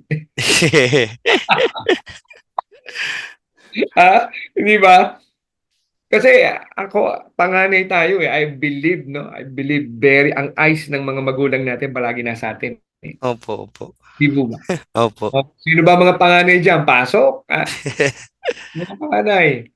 Ah, alam niyo po, that's why I'm really intrigued. No? Gusto ko pong maikwento sa atin ni Kuya Jeko is that yung life po kasi ng pagiging panganay, hindi mo na po yun madali eh. Eh, anak ka pa ng pastor. Hmm. Amen po. Hindi ba? Ha? Ha? May mga bagay ka na hindi mo pa naiintindihan nun eh, pero kailangan mong gawin eh. Hmm. No? Na minsan mag-iisip ka na dapat si nanay gumagawa nito eh. Di ba? Opo. Ha? Si tatay dapat gumagawa. Pero praise God, pinatibay tayo ng ganitong mga experiences. Eh. Amen po, Pastor. Pinatibay tayo. Mm. Ngayon, pagdating ng high school, naka-graduate ka naman. Oo nga 'no, mukhang mas ano 'tong high school na 'to. Kasi talagang I want you to imagine, patuloy na binabantayan ng magulang, pero ang grades pa rin ay 60, line of 6 pa rin, grabe. So ibig sabihin, ano 'to, terribleng pagrerebelde ang ginawa nito. Para magka-60 ka, halos hindi ka na pumasok, siguro 25% na lang ipinapasok mo, 'di Exam ba? na lang po, Pastor. Exam, oh, 'di ba? Eh, ang problema niyan, exam na nga lang ipapasok mo, paano kung wala kang reviewer? Oh. Bagsak pa rin yung exam na yun, Uh, 'di ba? Bagsak pa rin yun. So ngayon, nung gumraduate ka ng high school, ano nasa isip mo, kapatid? mm, Magka-college po. Parang Magka-college ang isip ko, ito yon honestly po, Pastor. Aalis ako sa amin. Gusto ko mag-aral ng college para makaalis sa amin. 'no? Oo. Karamihan ng bata talaga ganyan ang naririnig namin, na hindi alam ng magulang na nagbabalak na yung mga mag-aanak, mga magkakapatid na aalis ng bahay, magtatrabaho. So, how do you plan na magka-college ka pero alis ka sa bahay? Siyempre magtatrabaho ka. Hindi po. Kasi yung school ko na gustong i-enroll is 5 hours from our house. Mm, Kailangan ibiyahe. Okay na to. Parang malayo na sa bahay. Parang hmm, yung naisip ko noon, ang free. I can do what I want. 5 hours. Oh, 5 hours yung layo ng biyahe. Hindi Oh, kaagad mabisita. 5 hours, malayo. Hmm. Layo. Oh. Pero tanong ko po, yung po ba nung nangyari sa buhay mo nung college yun, nakakaligtas ka, malayo ka sa inyo, mahaba biyahe, does it add on to your life? Hin- ano Meron ba pong meaning meron po ba ba sa mas mas nabigyan ka ba ng may nabago ba? Yung bang gusto mong buhay, nakuha mo? if siguro sa stage ng heart ko noon, Pastor, na time, Hmm, yeah, mas ni worst pa talaga yung heart ko noon. Kasi I can't take it sa anymore, sa family. hmm, Nakikita ko sabi ko kanina, nakikita ko yung sakripisyo, pero bakit ganito? Ayoko yeah. makikita ng gano'n na parang di ko gustong ganyan, makikita ng ganyan pa. Mhm, So I need in order to breathe also ba. Pero wow. ang malala kasi, hindi naman malala. It's God's design din siguro in my life. Pinatira ako doon sa parsonage ng church, doon sa main Oo, church, no, nung nag-college, first year college. So, mas ni grabe yung hatred tsaka yeah. bitterness ko. Oo. So, sa ngayon na nandiyan ka na, anong natutunan mo in terms of hatred and in terms of bitterness? Those are two emotions that degrades our life. Wow! Bitterness and hatred are two emotions that degrades our life. Mm. Puwede mo bang explain pa sa'min? Hindi man siguro, Pastor, nga nag-regret ako, dinaanan ko yun. Hmm, Pero sa timeline ng life ko, siguro hindi ganito yung direksyon. Papunta man ako dun sa ministry, pero hindi ganito na direksyon yung daanan ko. Hindi ako magsasuffer ng ganito kalala sa hmm, buhay ko. hmm, If I if I let God and me also myself uh, heal mhm, sa mga nangyayari sa akin nung bata pa hanggang hmm. nag-high school. Kung na-heal siya 'no? Oo, Hmm. Pero kapatid gano'n talaga, 'no? Meron ngang bago makalaya, it took them 40 years, 50 years. opo, opo. Yung pagpapatawaran ano, kaya nga po mga ka-abangers, kaya ko po tinatanong sa ating, guest 'no, kay Kuya Jeko kasi ngayon po 'no, itutuloy ko na po na alam kong gusto niyo ng malaman yung ano, yung parte 'no, from darkness. Ngayon kasi puro darkness ang pinag-uusapan natin. Ah, Siguro nagtatanong kayo, "Pastor, kailan ba yung liwanag sa buhay niya?" 'No? Kuya Jeko, kailan po kayo sabihin nating Nung kayo gumraduate ng high school, 'di ba nag-college naman kayo, 'di po ba? Opo, opo. Nakapag-graduate po kayo ng college? Opo, tatlong school po yung dinahanan ko bago nagka-graduate. Tatlong school ang dinaanan niyo tapos ilang taon ang ginugol niyo? 9 years po. Magna 9 years po ako sa college. Ah, Magna 9 years po. alam mo Kuya Jeko, kahit ako ang tatay mo, ma-high blood talaga ako sa'yo. Pero yun ang nakaraan na eh, no? Opo. Mga nakaraan na. Kasi alam niyo po, kailangan niyo rin po maintindihan to. The closer to you the person, the higher is the tension. Ulitin ko ha, the closer is the person, the higher is the tension. Kasi meron kang expectation dyan sa tao na yan. Bawa, anak, tatay. Ang tatay, may expectation sa anak na ang gagawin niyan ay something na magbibigay ng kagandahan sa buhay ng sarili niya. Halimbawa, ine-expect ko kung ako ang tatay ni Kuya Jeko, ine-expect ko na ang ikikilos ni Kuya Jeko ay kaayusan para sa kanyang ikauunlad. Tama ba? Normal ba yon o hindi? Normal. Mga magulang, ang pangarap namin lahat, palagi, mapabuti ang aming mga anak. Kaya may tension pag hindi mo ginawa yung gusto namin. Ang tanong, meron bang binalak o pinangarap na masama ang magulang sa kanyang anak? Wala. Po, maliban na lang talaga pag wala sa isip ang magulang. Ha? Kasi alam niyo po, Kuya Jeko, meron po tayong mga na-interview dito, mismo ang magulang niya ang nagsasabi sa kanya, magbenta ka ng drugs. Po, po. Pero siguro naman, hindi naman lahat ng magulang gano'n. Mas marami pa rin talaga na ang hinahangad natin ay kabutihan para sa ating anak. Po. Mm. Amen? So mga kaabangers na po, kaabangers, marinig niyo po itong kwento, no? Na ang maganda po kasi makikita niyo dito yung balanse ng magulang at ng anak. At the end of the day, makikita niyo po, may nakikita ang mga magulang na hindi po talaga nakikita at naiintindihan ng anak. Bakit? Kasi ang pangunawa ng ating mga anak, limitado pa. So maging consistent tayo. Kung nauunawaan natin na ang isipan ng ating mga anak ay limitado pa, mas kailangan natin silang intindihin, mas kailangan natin silang bigyan ng salita ng Panginoon, mas kailangan natin silang ipadama yung ating caring at pagmamahal sa kanila. At the end of the day, sabi sa Biblia, kindness leads to repentance. Amen po. Kailangan maramdaman balik, no? Sabi nga sa Malakay 4:6, di ba? Ma-turn ang puso ng mga magulang sa kanilang mga anak at ang mga anak ay mataturn ang puso sa kanilang mga magulang.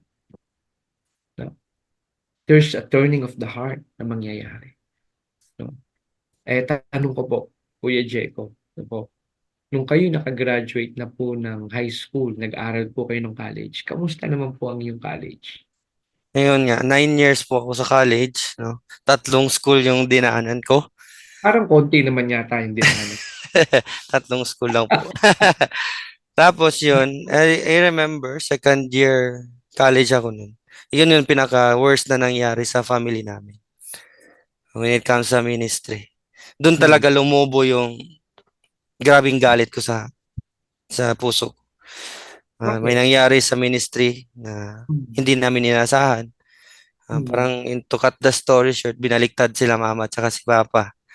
Hmm. Eh, na-experience namin doon, mahirap magkain ng 3 beses ang araw.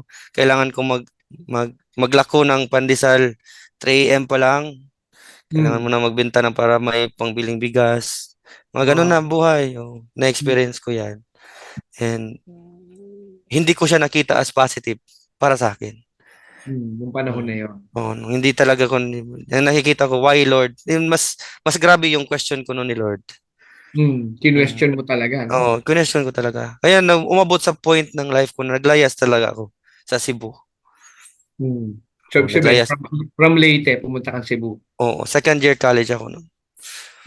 Hmm. Pumunta akong Cebu, Hmm. nagbanda ako doon. I did secular life there.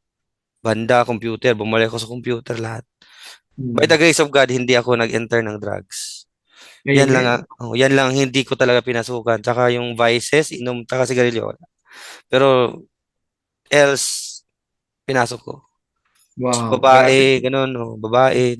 Kasi sa banda madali lang Hmm. babae pag banda. No? Grabe yung life ko talaga noon. For 9 months, doon ako Hmm. nagstay. And I have a girlfriend there, nag-aaral siya sa USJR, Hmm. University of San Jose Recoletos. So siya Hmm. yung taga-provide ko. Kasi wala akong pera eh. Banda-banda lang eh. Oo. Hmm. Yun yung nangyari ng buhay ko. For 9 months time. Until nag-reach out yung mama ko sa akin. Oo. Isa lang yung tanong niya sa akin, gusto mo pa mag-aral ulit? Ando na sila sa Ormoc na. From Hinunangan, nag-transfer na sila sa Ormoc. So, tinanong niya ako if gusto ko ba daw mag-aral. So, sinabi ko, yes. So, I grabbed the opportunity. I went home in Ormoc na. Hmm. So, nag-aral ulit ako first year sa Ormoc. Hanggang nag-graduate doon sa Ormoc po. As Ah, civil engineer po. okay. Oo. Pero may nangyari pa sa buhay ko talaga na isa din ang nag-impact ko sa buhay ko. Pero I do not blame my father. Nung una, I blame him for this. Pero Hmm. ngayon, hindi ko na blame. Yeah. Amen. Oh, Praise God. yung gusto ko nung una, gusto ko talaga nung una, I want music school. Kasi Hmm. yan yung passion ko eh. I have received a scholarship from Yamaha through Hmm. online. No. By my own effort. No. Wala silang ambag pero nung nag-ask ako ng permission ng father ko na mag-aral ako doon. Hindi siya pumayag. Oh. Isa yan sa mga grabing parang na tear talaga yung heart ko noon. Hmm. I didn't receive his explanation. Wala, hindi ko pinakinggan. And Hmm. I bring it nag-college ako, yan yung dinadala kong damdamin. Hmm. Kaya mas grabe talaga yung life ko nung college pastor. Nung rebelde, kung may definition pa sa rebelde na mas lala, yun na yun. So, mga kaabangers, mga kadis, makikita niyo na po, no? Ibibigyan ko lang po ng kumbaga, illustration. Nung umpisa, nag-jump start pa lang siya, starting pa lang, elementary. Pagdating ng high school, eto na, di ba? Pagdating ng college, mas matindi na yung kanyang ginagawa. Kaya sabi nga po, yung sin, it multiplies. Sin Mm, produce itself, no? mm, So, yan po ang kasalanan eh. Pagka nag-umpisa sa kasalanan, wala talaga, dire-diretso yan. At ano pa siya, magmumultiply pa. mm. Nakwento niyo po Kuya Jeff, Mm. bumalik kayo sa computer, yung secular na pagtugtog, tapos, syempre, may babae, actually, not merely the female itself, ano po, but the illicit affair. Opo, No? opo. Para Oo, maging liwanag po sa atin na hindi naman po yung babaeng masama eh. Ang masama po kasi yung relationship. opo. Mm, Lilinawin ko po sa inyo na para magkaroon po na tayo ng tama, aligned na pagtingin pagdating sa ganyan. No? Para din pong lalaki o babae, it's not the man or the male or the female. Eh. Yung pinagkasunduan nilang mali. Sana po naunawaan nyo. Kahit sabihin, halimbawa, si Kuya Jeko, minahal niya yung babae. Yung babae, minahal din si Kuya Jeko. De, tama naman. Maaring girlfriend, boyfriend sila. Pero ano po yung nagpapalala sa kanilang relationship? Pag meron po silang ginagawa na hindi po dapat ginagawa ng dalawang tao, lalo't hindi pa sila kasal. Kasi alam natin na ang sex itself is gift from God. Hindi po siya dapat amen. binabalik at Mm, hindi po siya dapat, inaabuso. So, sa panahon po opo. natin ngayon, alam nyo, maraming nang-aabuso pagdating sa ganyan. Makuha lang yung self-satisfaction. Kahit i-compromise yung katotohanan nanggagaling sa Diyos, gagawin nila yan. No po, siguro sa ibang pagkakataon po i-discuss natin yan. No? Pero just be brief on that, no? Para makuha niyo po yung point ng ibig ko pong sabihin. Marami po ngayon, mga kapatid, tinuturuan ng ating mga anak na at the age of 6, pwede na daw siyang mamili kung siya'y lalaki o babae. Ito po ang nais nating ipaalala sa lahat. Wala pong karapatan ang sino man ang magsabi na pwedeng mamili ang tao kung siya'y lalaki o babae dahil ang nagdi-determine kung ikaw ay male or female ay ang ating Diyos. Nasa tiyan ka pa lang ng iyong ina, dinetermine ka na kung ikay lalaki o babae. It is not for man to decide whether he is a man or a woman.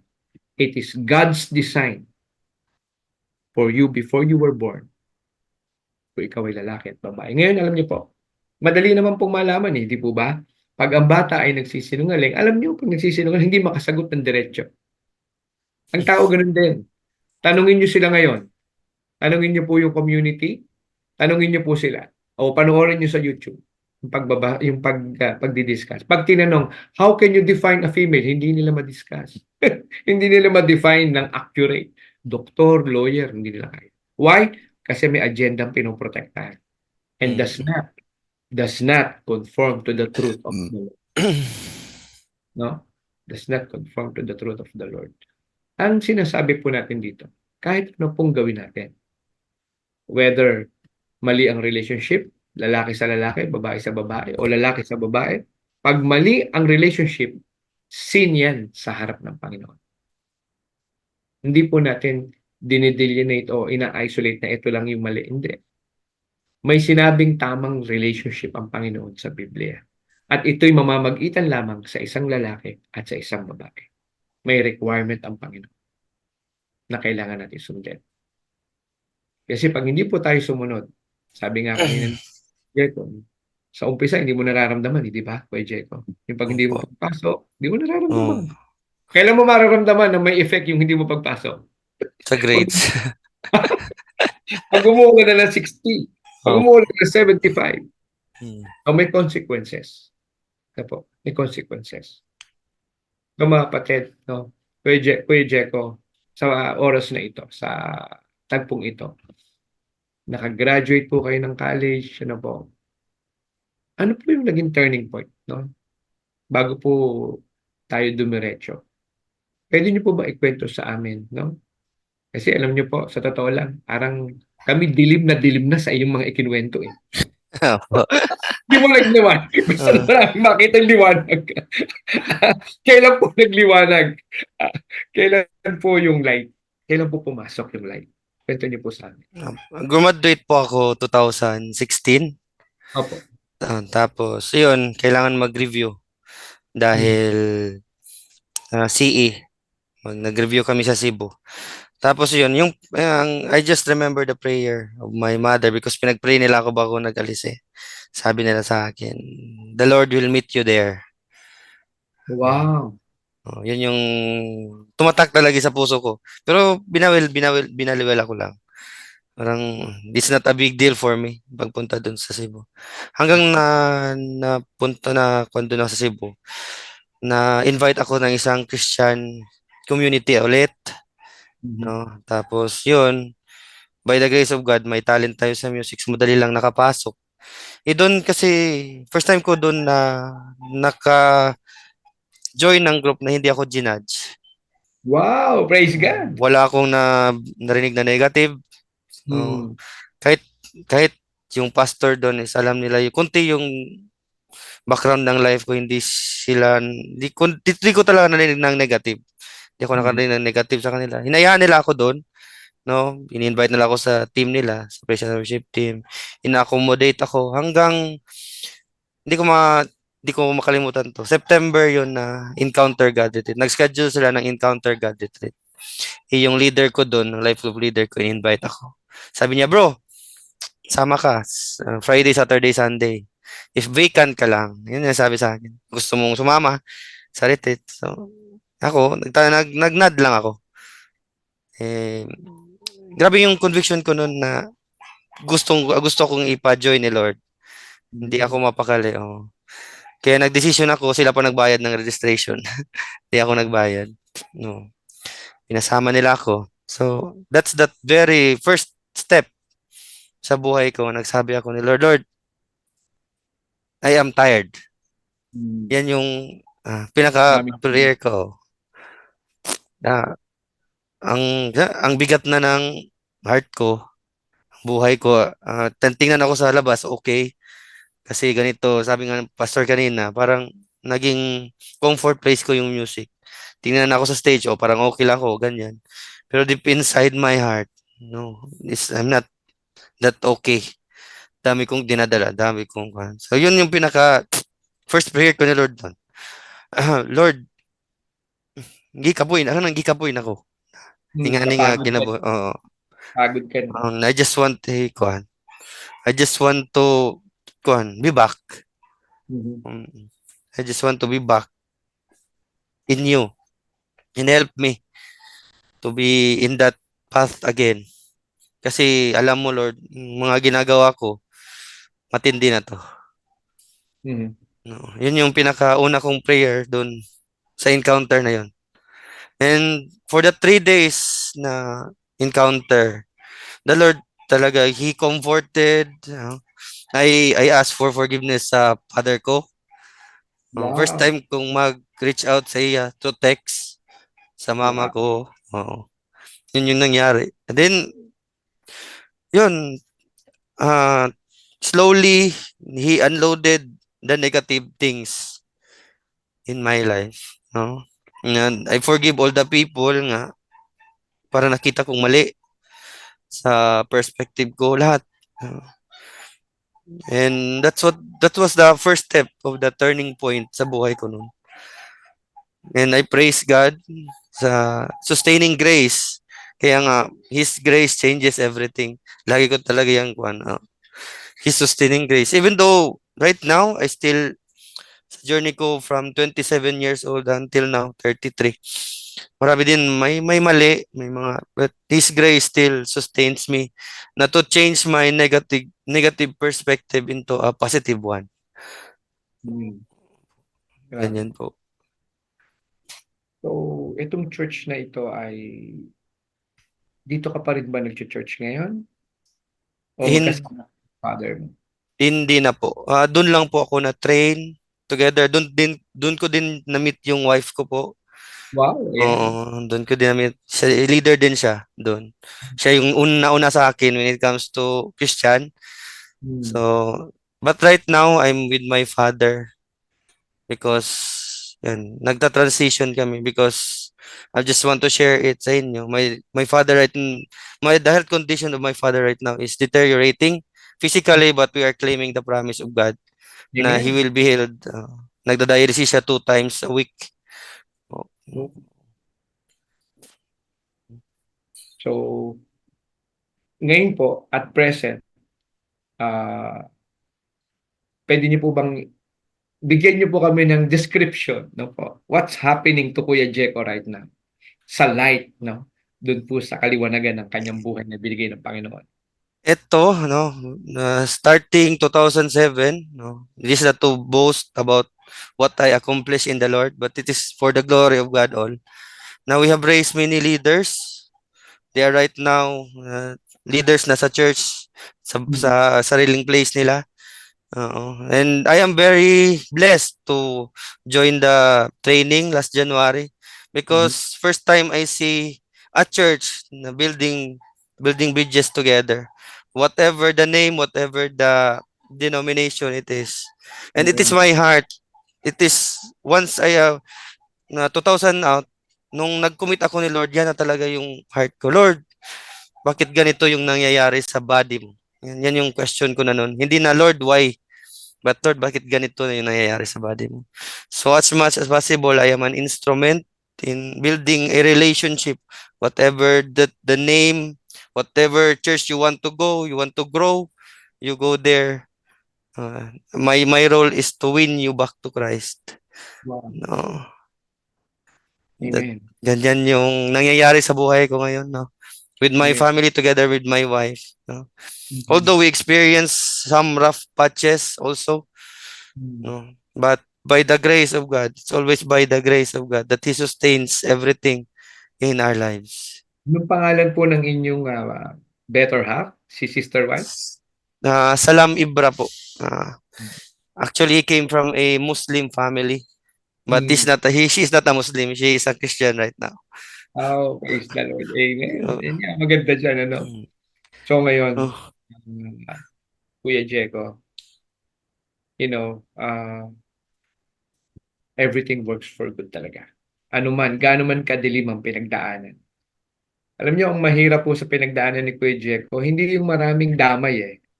Alam niyo po yung mahirap sa pinagdaanan ni Kuya Jeko. Ang mahirap po sa pinagdaanan ni Kuya Jeko, nobody knows what's happening in him. Ito po ang pinakamahirap maranasan ng isang bata. Ano po? Pero praise God, iningatan siya ng Panginoon. Confirmation to, Kuya Checo. God has a purpose for you. Hindi, alam mo, sa secular world, sabi nga parang nanggaling ka na sa impyerno eh. Oh, Binawi ka ng Panginoon doon. Isipin mo yung araw-araw mong iniisip yan, yung galit mo, yung bitterness mo, yung mga taong kinagagalit mo, pero I'm not sure kung alam ba ng taong yun, nagalit ka sa kanila. Ang hirap nun ha. For how many years? Di po ba?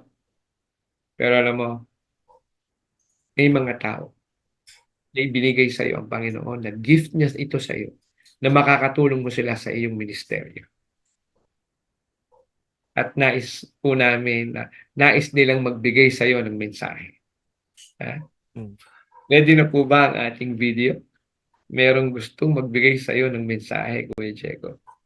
Ay, surprise yan, Pastor, ah. These are God's gift. Ah,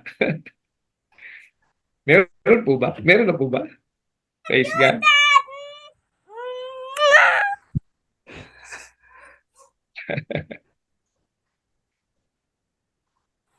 Good afternoon, everyone. I'm Salam Ibra Molato. I am the wife of Jikanaya Jisrael Molato. So, I can say that I am very thankful to the Lord that that God gave me Jikanaya as my husband. So, he's not just my husband for me, but he is also my spiritual leader.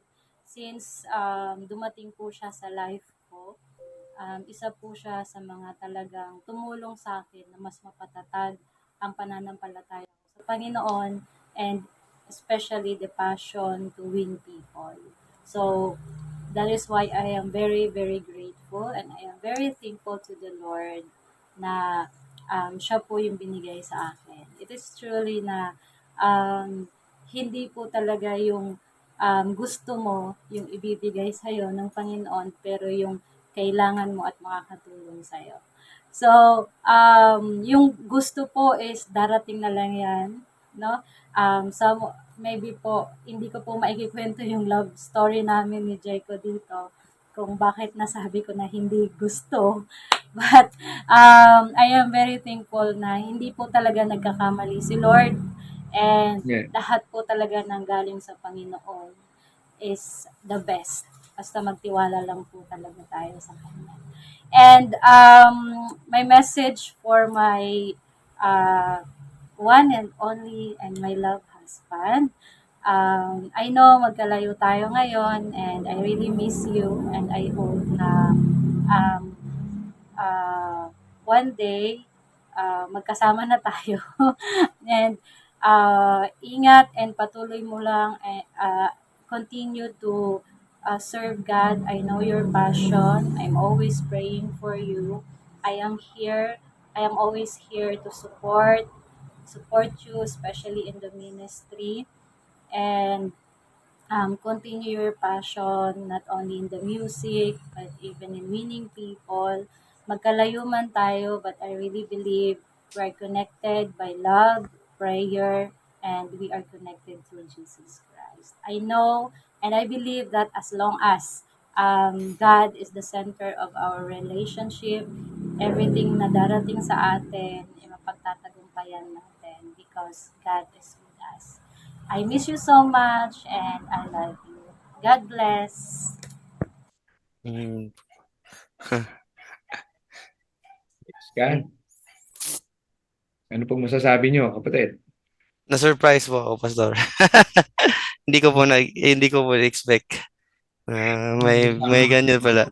Oo. Masasabi mo sa iyong wife at sa iyong pamilya? Praying for the time po na magkasama na po kami dito.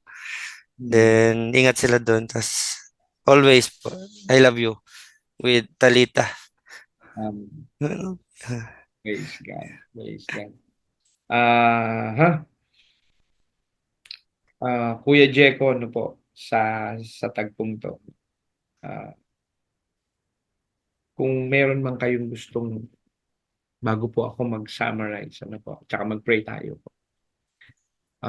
Siguro po gawin ko, magsa-summarize na lang po muna ako, and then kung ano po yung message niyo po na gusto niyo pong iwanan sa ating mga kaabangers ka-DLS, pwede niyo pong exhort maya-maya po, no, after ko po mag-summarize. Ano po? Okay po, Pastor. Sige po. Okay? So, mga kaabangers, mga ka-DLS, napakabilis ng oras. Ano po? So, sa tagpong to, ay makikita po natin, bigyan ko lang po ng summary yung from darkness to light, no? Sabi nga po doon sa ating binasa kanina, no po. Noon tayo ay nasa kadiliman, no? For you were once darkness, but now you are in light in the Lord. Anong sabi? Paano ka nagkaroon ng light? In the Lord. Even in the beginning, sabi sa Genesis 1:1, in the beginning, God. Amen? He can change all things. Sabi po sa Ephesians 2:8, it is by grace through faith that you are saved. Though you plan many things in your heart, sabi sa Proverbs 19:21, the purpose of the Lord shall prevail. Kahit anong gawing pagre-rebelde ng ating bisita, ng ating guest. Alam niyo po, napaka blessed na makita na ang anak ay pag-iingatan talaga ng Panginoon, hindi dahil may plano lang siya sa anak na to, kundi meron siyang ama na sumunod. Meron siyang ama na naglingkod sa Diyos, naging matapat sa Diyos, kung bakit may anak na pinagpapala ngayon. Amen? Nga lamang talagang ang bawat isa, tandaan niyo po ito, kahit po tayo anak ng pastor, dadaan at dadaan ka sa proseso ng Panginoon. Parang ginto, kailangan mong madarang sa apoy upang tumaas at umabot ka doon sa purity na kailangan ng buhay ng paglilingkod sa Diyos. God is no respecter of no one. Ano po? Yun ang masarap sa ating Diyos, mga kapatid. Ano po? Sabi po dito, and have no fellowship with the unfruitful works of darkness. Huwag daw po tayong mag-participate. No? Dahil alam natin, pag tayo nag-participate sa anumang kagagawan ng kalaban patungo sa kadiliman, sabi dito, imbis na ikaw ay mag-participate, but rather expose them. Do not compromise. Dahil lahat may consequences. At sa bandang huli, sinabi dito, arise from the dead, and Christ will give you light. Amen? Whatever happens, mga kapatid, whatever happens, at the end of the day, the purpose of the Lord shall prevail. Amen? Sa buhay ng ating guest, kay Kuya Jeco, po, kung mapapansin nyo, he has his own world. And this own world, na hindi alam ng nino man, kahit ng kanyang mga magulang, kung mapapansin nyo, this is slavery ng kalaban sa kanya. Pero hindi hinayaan ng Panginoon na siya tuluyang maging slave. Dahil may plano sa kanya ang Panginoon at may tapat siyang ama na naglingkod sa Diyos. Kaya mga kapatid, gusto po nating magabayan, masecure ang ating susunod na henerasyon. Ulitin ko po yung tanong. Mga kapatid, mga minamahal, mga kaibigan, gusto niyo po ba magkaroon ng security ang susunod nating henerasyon? Kumilala, tumanggap, maglingkod tayo sa ating Panginoong buhay. Wala po ibang paraan. Trust and obey. In the mighty name of Jesus Christ. So mga kaabangers, mga ka-DLS, yan po yung summary ng ating pag-uusap sa apong ito na kahit anuman kadilim ang pinanggalingan mo, hindi interesado ang Panginoon doon. God is interested to the future He wants to give to you. Sabi sa Jeremiah 29:11. Amen? At sa tagpong ito, hihingan po natin ng mensahe, maikling mensahe, encouraging word from our guest, si Brother Jeco. Sige po, Brother Jeco, kung meron po kayong gustong sabihin sa ating pong mga tagapakinig. Sige po. for the opportunity to let me share my life and to impact it to others, no. I just want to share, no, Tagalogin ko na lang. The parents who are in the ministry, uh, please build a intimate relationship with your sons and daughters. Kailangan nila yan. For to the pastor's kids who are listening and will watch this, whatever you are in right now, the Lord has His own purpose and plan for everything. Maybe it's dark right now, but when He expose it to light, it will be a great testimony sa buhay natin at sa buhay niyo po. So, sa Bisaya, papadayon, and do not give up on the calling na gihatag sa Ginoo sa imo. As a anak og pastor or anak og naglingkod sa church, just hold on to the promise of God in your life because He will plant you soon, just like my life. And He will make it a great testimony that many will be amazed and many will know the Lord because of what you have been through, just like my life. And sa lahat po ng mga believers dito, no, whatever the things in our life, dark yan, let the God expose it to the light so that it will become a testimony to others na masasabi ng mga unbelievers, pwede palang mangyari sa buhay ng Kristiyano to. May solusyon sila sa amin. Naghahanap yan sila ng solusyon. Yung mga tao na hindi pa nakakilala ni Christ, naghahanap yan ng solusyon. Let your life, even it is in the dark, be the solution of those who are finding that solution in their life. So that's all. And thank you and God bless po everyone. Amen. Amen. Maraming salamat po sa buhay mo, kapatid na Jeco. Ano po. At bago po tayo magbukas, hiling po sana kami sa iyo ng panalangin. Ano po. Pagpapit mo ang ating platform, ang DLS, at ang mga nakapakinig po sa atin sa hapong ito. Sige po, Pastor. Sige, let's pray. Our most gracious and heavenly Father, Lord, truly God, your grace always sustains us, Lord. Thank you, God, for this opportunity, even, Lord, for this platform, the DLS, Lord, Daily Life Sharing. Thank you, Lord, for the life of Pastor Campoy, even his wife, Lord, Pastor Walter, God. Thank you for using their lives and even this platform, Lord, to reach out people, Lord, in order, Lord, to communicate to them, God, building bridges to them, Lord, that what happened in our lives, Lord, they can communicate, they can see God, and even they can adjust, Lord, may this platform be an instrument in reaching many people who are lost and reaching many people who are in the verge, God, of surrendering their life, even in the verge, Lord, of depression, anxiety, God, that in your name and in your power, in your love, Lord, and in your grace, God, you can change, God, everything, Lord. And you can, in just one miracle, Lord, you can change and you can turn it around, Lord, the life of that person, God. Even, Lord, we thank you sa mga nanonood, Lord. May your glory and may your grace be seen. It is all for your glory, God. The testimony that you have read, that you have heard right now, Lord. May it all, Lord, for your glory, and it will impact others, God. It will impact many, many more, God, even to the next generation, God. And Lord, the special prayer, Lord, for those who are sons and daughters of pastors and ministers, God, and leaders of the church, Lord. Always, Lord, hold their life, God. Whatever the things they are in right now, Lord, may it be, God, that you will speak to them just like you have spoken to me, Lord. And let your word, Lord, minister in their lives right now. We know, Lord, I understand the pressure, everything, Lord, the expectation, everything, God. But let them not see those things, God, but let them see your grace and your love, Lord, that sustains them. We commit to you everything, and we thank you for this afternoon, Lord. In Jesus' name we pray. Amen. Amen. Amen. And amen.